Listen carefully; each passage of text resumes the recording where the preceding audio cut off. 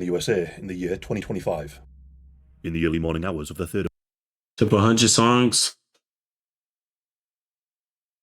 Bro, I have no clue. I can't. I'm not gonna name it. I'll have it in my like. What do you call it? A playlist and shit. I know Nems is in there. There's like I don't know Rema. There's like so many other people. Central C is in there. And Diggity.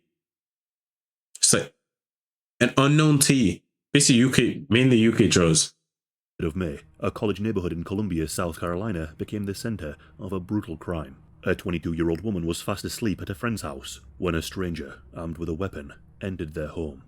This is the case of Logan Federico. Logan was a 22-year-old woman from the small town of Waxhaw, North Carolina, and she had her whole life ahead of her. She was affectionately known by her family and friends as Lolo. This was a nickname given to her by her little brother Jacob, who she adored, and he adored her too. Her father lovingly called her Spicy because she was a strong-willed free spirit who did what she set her mind to and lived on her own terms. Logan and her father had a great bond. She would often refer to her dad as her hero. Logan was quite the grafter. She attended college and worked 2 jobs, determined to achieve her goal of becoming a school teacher one day. She had a special love for children and often mentored kids in her community. One of her jobs was at a popular sports bar in Charlotte, where she made countless friends and was cherished by her co-workers and regular customers. In late April of 2025, Logan made plans to spend a weekend in Columbia, South Carolina. The idea was to reconnect with a college friend at a rented house on Cypress Street in the Shandon neighborhood near the university. This was normal for her. She frequently visited friends in both North and South Carolina. On the 2nd of May, when she arrived, she texted her father to let him know that she had arrived safely in Columbia for the weekend. On that Friday night, Logan joined her friends for an evening out in downtown Columbia before the group returned back to her friends to spend the night. The neighborhood was a peaceful, tree-lined community, and her friends had no reason to suspect anything was amiss as they settled in to sleep. None of them could have known that a dangerous predator was prowling that area under the cover of darkness. According to police, a man was already in the midst of a multi-day crime spree across the region. Yo. Well, yeah, I'm guessing she got like a 10. That's probably why. That's definitely the reason. Just earlier that night, an intruder had She is orange though. broken into another home nearby and stolen a firearm along with the keys to a vehicle. Very like, bro. Also, how the hell do they not lock their doors? Because it's gonna be okay unless the person lockpick the door. There's no way the person is supposed to get in. Okay, lockpicking it would be probably the best case, but like, I don't know. This was no first-time criminal. He was a It's a safe environment. repeat offender who, by all right, should have not been on the streets at all. He should have been arrested way long before this. Now armed with a gun and emboldened by a string of recent break-ins, this stranger set his sights on the house where Logan and her friends were staying. Sometime after midnight, in the early hours of the 3rd of May, this man crept towards their residence, intent on finding his next target. In the pre-dawn hours of the 3rd of May, this intruder slipped into the house on Cypress Street, where Logan and the 2 friends were sound asleep. So basically, these guys, I do not know if they locked the door or not. That's the thing. Hopefully they did. Which would basically make it better. Because like, heard of some things, basically like some people don't lock their front doors. It's gated community, so like, I assume why. It's like, it's a safe environment, who's gonna walk through, but like, logically, why the hell would you take that risk? There's no logical reason why you take that risk. Everyone's human. There's a chance you're getting killed. This man likely pried open a door or window while the Okay. He pried open a window. Wait, I have a question. Actually, no, because I've seen there's some windows that just slide up, while there's some windows that have nets and like bars. Okay, if I ever get a house, I'll put a bar, like the bars basically on the window, so no one can fall outside and no one can sneak out. The occupant slumbered, and once inside, he crept from room to room using a flashlight to navigate the dark. This intruder walked through the home in silence, pocketing several wallets and credit cards from the living area, and grabbed. Wait, I have a theory. What if the reason why he offed them was probably because like maybe they woke up. They woke up and they probably saw his face or something, or woke up to see that he was in the house or heard something. After he saw them move, so he didn't want to leave any witnesses. So he decided to off them. Grabbed any of the valuables that he could find. Eventually, he pushed open the bedroom door where Logan was sleeping soundly. Oh, Logan then suddenly awoke to the shock of a strange man looming over her bed with a gun in his hand. And this was no petty pistol. He was brandishing a huge 12-gauge shotgun. In an instant, the home invasion turned into a horror. This intruder yanked Logan out of her bed and shoved her onto the floor at gunpoint. He forced Logan to kneel with her hands raised above her head, a position of complete helplessness and vulnerability. It's safe to say that in these moments, she would have been filled with anxiety and fear. She was a petite young woman, only about 5'3" and 115 pounds. She was utterly no match for the armed intruder who towered over her. Tragically, her desperate pleas fell on deaf ears. At point-blank range, the intruder fired a single shot from the shotgun straight into Logan's chest. But what was the point of that? Like, why? You already stole everything. Guy just wanted a body on him. He wanted to like have a kill streak or something. Like literally, you already have all the valuables you need. You have the person's wallet. You have the person's what do you call it? Money, jewelry, all this other stuff. But no, you decide to go shoot them. Cause I don't even know the reason. Like honestly, like what did he need to kill him? Like, people are just evil. That's the thing. Just evil. Let's just say I basically let's say I steal your TV, your cars, your jewelry, everything. And well, like, bro, you already have everything. Why do you want to? Oh, let me just lean over here, put one in her chest, boom. Like, oh my days, bro. Personally, okay, if someone does that, yo, death penalty. Bro, no jail for life. Hell no. You're getting one in your head. No life in prison. Basically an eye for an eye. Like, damn. What happened to her friend? Her friend is supposed to be, wasn't she in the, no, probably upstairs somewhere. In Mia. They were living in the same place, so I'm guessing he probably went to go off her too. Seconds. Logan's friends jolted awake after hearing the shot. When they arrived at Logan's room, they saw their friend on the ground bleeding out. Then, they noticed a shadowy figure at the door. One friend caught a fleeting glimpse of the intruder as he bolted out of the house.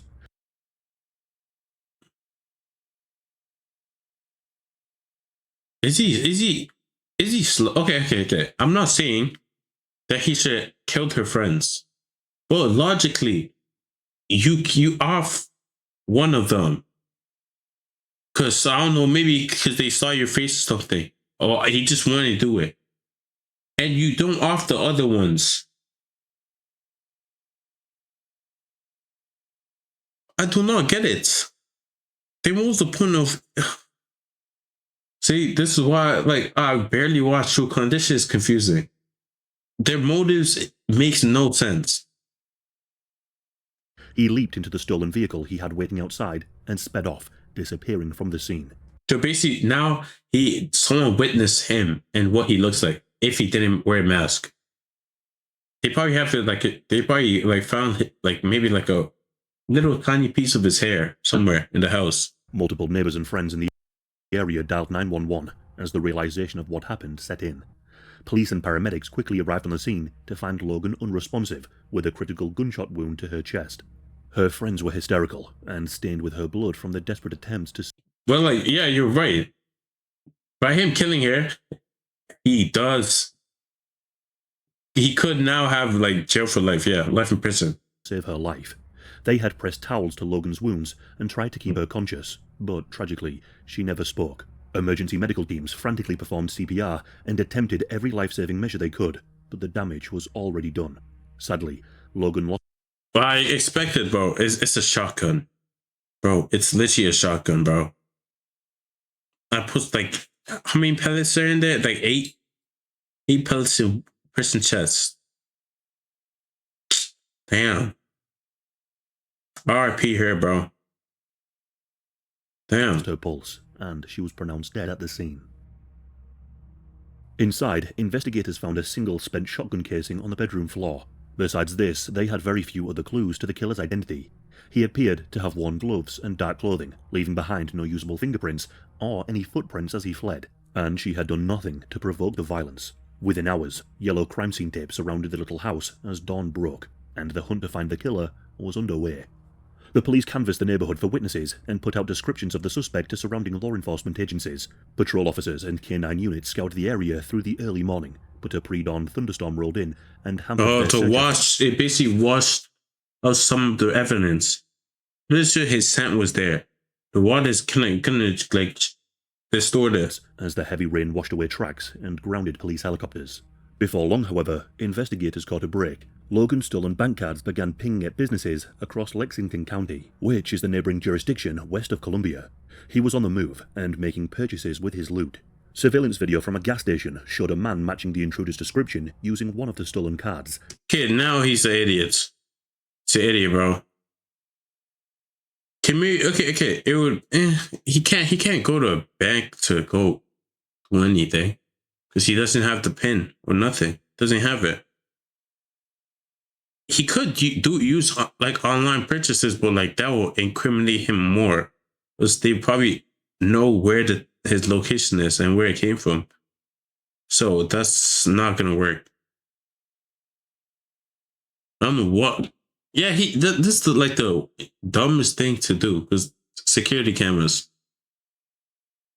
Every store has security cameras, even though you don't see it or not, they still have it. Giving the police a clear direction for their pursuit. The suspect's stolen car was then lit. He should have thrown it out. He already has all the jewelries and everything. Just leave it. Found abandoned, apparently broken down due to the severe weather. The police were closing in. On Sunday, the 4th of May, roughly 36 hours after Logan's murder, the manhunt came to a dramatic end. Lexington County deputies responding to a break-in and a fire at a home in the town of Gaston suddenly found themselves face to face with this wanted man. The suspect had broken into the rural house and a fire erupted inside, possibly set by him in a desperate attempt to create more chaos. Officers surrounded the burning building. Okay, that is smart.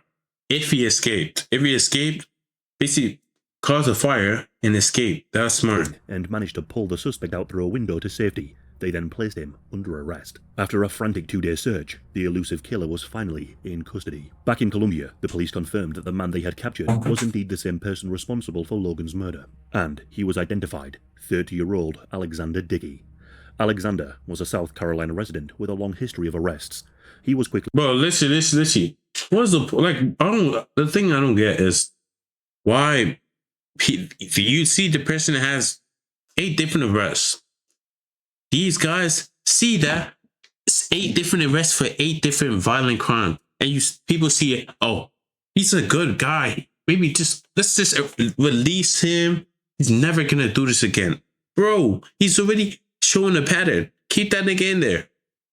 Ain't nobody want him free. Keep him locked up. Send him to wherever. Like, bro. These guys release them and expect a different outcome. This is literally like doing the same thing over and over again and expecting things to be different. It's insanity. Charged with murder, multiple counts of burglary, weapons possession, auto theft, fraud, along many other offences over his 2-day spree. He was booked into a jail and held without bond, pending the trial. On the 5th of May, Columbia Police Department officials held a press conference to announce Alexander's arrest and to assure the... Like, bro, honestly, 99 don't change. You're right.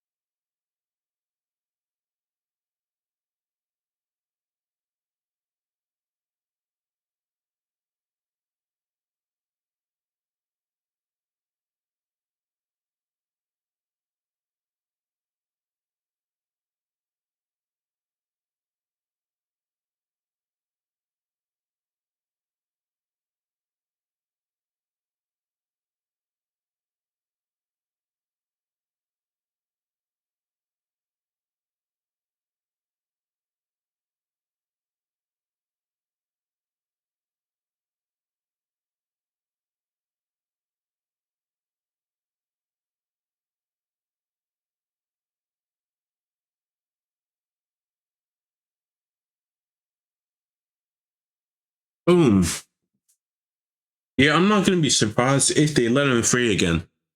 I'm not going to be surprised. Whoever, look, I'd say some judges should be held accountable too for releasing people like this. Public that the threat They probably, well, they probably released him. He's probably out today. Yo, was now over. They outlined how he had committed multiple thefts and break-ins around the same time of Logan's killing and vowed to fully prosecute him. The arrest brought a huge sense of relief to the community and to Logan's grieving family. But for the investigators, the case was far from over. They now had to piece together the full extent of Alexander's actions and prepare a case to ensure that he would face justice for every crime he committed during those days. But the question on everyone's mind was, who is Alexander Dickey? Alexander grew up in South Carolina, and by his late teens, he had already begun building a notorious criminal record. Since turning 18, Alexander has been charged with at least 48 offences across 14 separate incidences, ranging from petty theft to serious violent felonies. He specialised in property crimes, so breaking into cars and buildings to steal valuables. But his rap sheet also included violence, like a strong-armed robbery he committed in his early 20s. He served 3 short-term prison stints. guy's committing crimes in his early 20s, bro. Man he could have gone to college or some other place. Maybe even like done like side hustles or something, or tried like trading. Those options were literally free. Unless like he had no father. But like having no father doesn't change the outcome still. Some people have no fathers and like end up becoming like great. But they could be outliers, but I don't know. From late 2014 to mid-2017, he was incarcerated for a grand larceny and a burglary conviction. Again for a few months in 2018 for a drug charge, and then for just over a year in 2019 to 2020 for a robbery conviction. Each time he was released early on parole after only serving a fraction of his sentence. He repeatedly violated probation by committing new crimes or infractions that should have put him behind bars for years longer. But for reasons that are not entirely clear, these potential penalties were not enforced. By 2023, Alexander was a free man despite over a decade of criminal activity. That year, he was arrested yet again for burglary and could have faced a 5 to 10 year prison term. But the prosecutor struck a plea deal and a judge sentenced him to time served. By that point, he had been in jail for 411 days awaiting trial. This lenient outcome was in part due to a clerical mistake. Some of Alexander's prior convictions never appeared on his record, so the 2023 case was treated as if it was his first ever burglary. Unbeknownst to the court, he was actually a repeat burglar, but the State Law Enforcement Division database had failed to include a 2014 arrest because his fingerprints were never submitted. Officials later said that if all of his past crimes had been known, the plea deal would never have been offered, and Alexander likely would have stayed in prison for several more years. Instead, he walked out of jail in 2024 on probation, free to re-offend. By spring of 2025, the 30-year-old appeared to be a drifter living off theft. In the aftermath of the murder, the legal process against Alexander Dickey moved forward swiftly. On the 25th of June 2025, a Richland County grand jury indicted Alexander on 12 counts, including the murder of Logan, 2 counts of first-degree burglary, possession of a like how many years does he get? 25 years? Hopefully more, but like, yeah. Violent crime, financial credit card fraud, and other charges. Alexander was assigned a public defender and made an initial court appearance where a judge denied him bond, given the severity of his charges. He showed little emotion as the counts were read. The case quickly became the subject of intense public scrutiny and political pressure. Logan's family and community members demanded the harshest possible punishment, with many openly calling for the death penalty. Then, the South Carolina Attorney General, Alan Wilson, took the unusual step of intervening in the local case. On the 30th of September 2025, he sent a letter to the prosecuting lawyer urging them to seek the capital punishment against Alexander.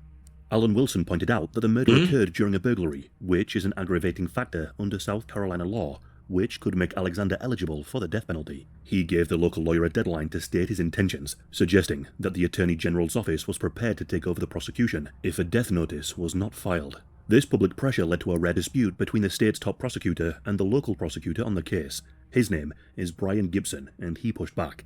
He called the Attorney General's demands, quote, reckless, and arguing that it was a premature decision to seek the ultimate punishment. He could have like mental issues or something, who knows? But like that does not justify it though. Because like every single time this happens, it's always, people are always calling, oh, mental issues, mental illness and stuff. Like, bro, I don't get it. He killed someone still. That does not like delete that from happening. Like what? That okay, death penalty. It was not even self-defense. If it was self-defense, sure, he should get like a slide. He should maybe like a little years up. But bro, he did not need to kill her. But he did it just out of his own will. After all, it was only a few months into the case. Gibson insisted that his team needed to review all the evidence thoroughly before making such a weighty decision. In response, the Attorney General assigned one of his senior capital litigation attorneys, Melody Brown, to assist in the Richland County prosecution team and to ensure the case was handled with utmost care. As this legal tug-of-war played out publicly, Alexander's defense attorney remained relatively quiet. Alexander eventually pleaded not guilty to all charges at his arraignment. No trial date was immediately set, as attorneys on both sides began the lengthy process of discovery and pre-trial motions. The South Carolina governor publicly stated that the crime should not have happened and called for accountability at every level. The murder of Logan has sent shockwaves through the country. In the weeks after her death, hundreds of mourners gathered for Logan's celebration of life in Waxhaw. There was a sea of people wearing her favourite colour pink in her honour. Friends and family took turns sharing stories of Logan's kindness. And at the same time, Logan's grieving father, Stephen Federico, channeled his pain into a public crusade for accountability. In late September of 2025, Stephen testified before a US House Judiciary Subcommittee on Victims of Crime, where he recounted in heartbreaking detail how Logan begged for her life and how she was mindlessly murdered by a repeat offender who should never have been on the streets. Here's what I mean. When I tell you this story, think about your kids. Think about your child coming home from a night out with their friends, laying down, going to sleep, feeling somebody come in the room and wake them and drag her out of bed, naked, forced on her knees, with her hands over her head. Forcing it on her knees is kind of crazy though still. Like when I heard that, I thought he was about to like grape her or something. But kill her? Kind of crazy. Begging for her life. Begging for her. He was probably like putting you up, making her beg and shit. Her hero, her father, me, that couldn't be there. She was 5'3". She weighed 115 pounds. Bang! Dead. Gone. Why? Because Alexander Devontae Dickey, who was arrested 39 goddamn times. Ew, that's crazy. 25 felonies, was on the street. How about that?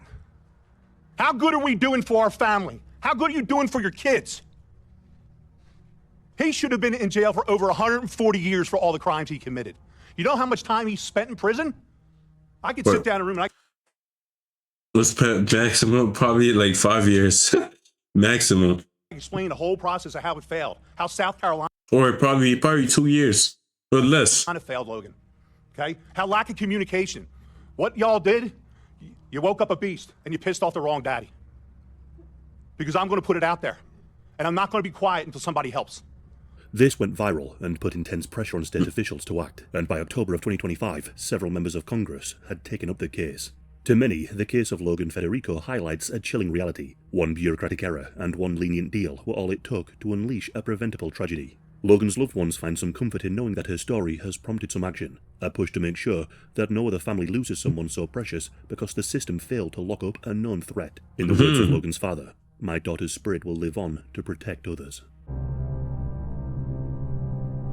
And that's the end of that, bro. What did you think about it? Bro, like honestly, like he said, man, out of 33 times, you get arrested 33 times and they let you out for free, scot-free. Nothing. Crazy. I had luck on his side, bro. If that was me and that's my daughter or some shit, yo, listen. I'm like on the like when they're doing the like trial and stuff. Yeah, I'm probably gonna. There's one guy I saw. I think someone killed his son. He ran up to the guy and punched him in the face, and the cops had to pull him off. Yo, that's what they're gonna have to do to me, bro. Pull me off him. And honestly, you're right. It is done 33 times, bro. 33.